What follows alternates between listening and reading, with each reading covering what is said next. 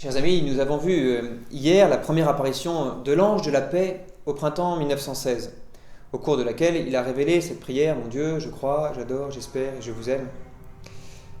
Souvenons-nous du contexte, souvenons-nous que nous sommes en pleine guerre mondiale et le ciel nous envoie l'ange de la paix.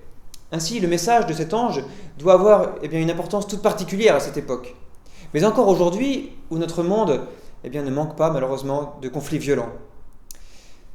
L'ange avait donc révélé cette prière qui manifeste tout à la fois l'adoration et la louange, mais aussi la dimension de réparation de la prière.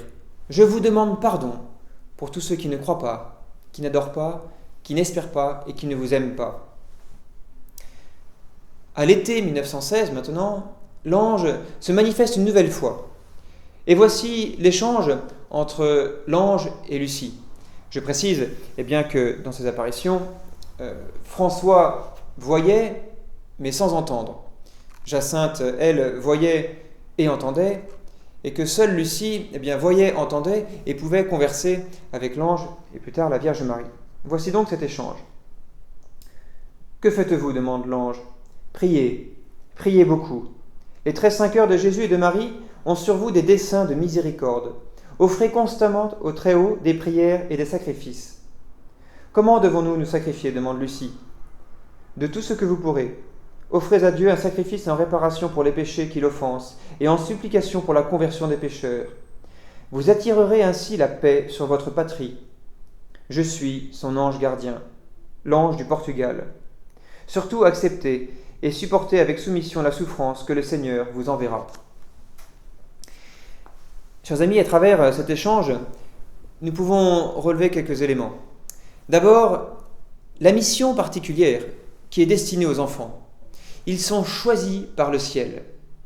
Les cœurs de Jésus et de Marie ont sur eux un dessein de miséricorde, c'est-à-dire qu'ils vont être associés à la miséricorde divine par l'offrande et la prière, l'offrande de prière et de sacrifice. Ensuite, l'ange confirme la dimension propitiatoire de la prière, c'est-à-dire de la prière qui consiste à nous rendre Dieu propice par les sacrifices, en réparation des péchés qui l'offensent. Le fruit de ces sacrifices n'est rien de moins que la paix sur le pays.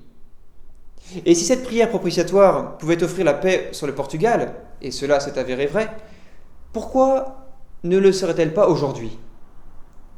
Ce n'est pas très porteur, je le reconnais, ni très facile de prêcher une vie de prière et de sacrifice ou de pénitence dans notre monde hédoniste. Après tout, il faut bien le faire.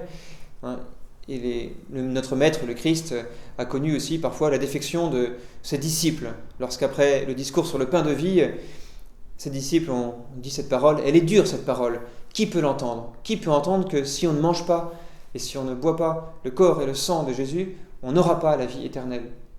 Et à partir de là, beaucoup de ses disciples cessèrent d'aller avec lui, nous dit l'Évangile.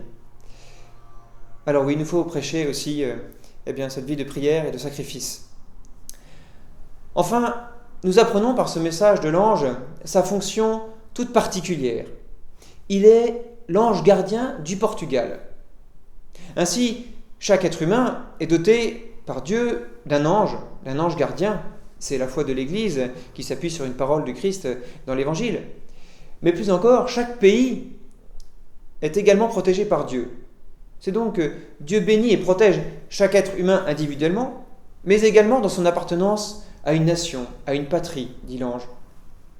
Le Portugal a donc son ange protecteur, et l'histoire est là pour attester de son efficacité, puisque le Portugal a été préservé des grands conflits mondiaux du XXe siècle. Mais nul doute que la France, fille aînée de l'Église, a elle aussi son ange protecteur, vraisemblablement dans la personne de Saint Michel Archange, qui s'est montré puissant et efficace au cours de l'histoire de France. Alors peut-être qu'à l'école de Fatima, nous pouvons réapprendre aussi à prier notre ange gardien à titre personnel, mais également Saint Michel et l'ange gardien de la France.